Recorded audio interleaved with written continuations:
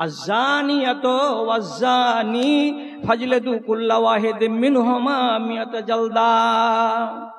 এই দেশের কোনো ছেলে যদি ব্যভিচারের কাজে ধরা পড়ে যায়, এই দেশের কোনো মেয়ে যদি ব্যভিচারের কাজে ধরা পড়ে যায়, ধরা পড়ে গেছে কোনো ছেলে এবং কোনো মেয়ে, তো তাহলে দুজনের শাস্তি হলো এক।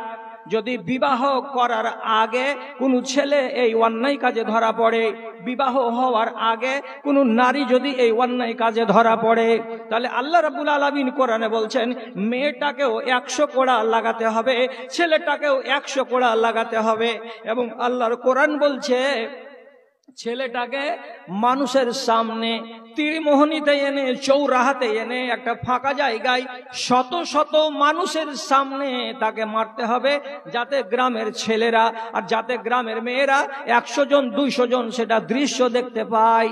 আর মেয়ে ছেলে বলে তাকে ঘরের কোণাতে মারা যাবে না, ও মুখ পুড়িয়েছে তার কারণে তাকেও আবার চৌরাহাতে নিয়ে এসে মেন জায়গাতে, ফাঁকা জায়গাতে, ফাঁকা ময়দানে তাকেও 100 কোড়া মারতে হবে।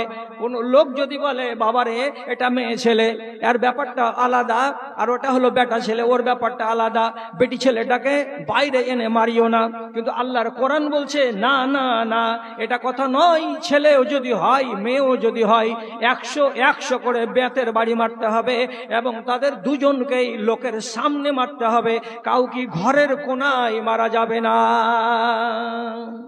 কি বুঝা গেল? কি বুঝা গেল? যদি ওকে পাথর মারতে হয় তো তাহলে লোকের সামনে মারতে হবে, ওকে যদি কোড়া মারতে হয় 100 কোড়া তো লোকের সামনে মারতে হবে।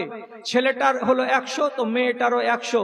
কেউ যদি বলে যে মেয়ে ছেলে মানুষ আছে, ওকে 50 মারো, মেরে ছেড়ে দাও, না, এ কথা বলা যাবে না, কোনোদিন এটা কথা হবে না। কেন? মেয়ে ছেলে হলে বলে তোমাকে সাজা কম নয়, আর বেটা ছেলে হলো তার জন্য তাকে সাজা বেশি নয়। তোমাদের জন্য আল্লাহ রাব্বুল আলামিন যেমন বদলা রেখেছেন ভালো সমান সমান, তেমনি সাজাও রেখেছেন আল্লাহ তাআলা সমান সমান।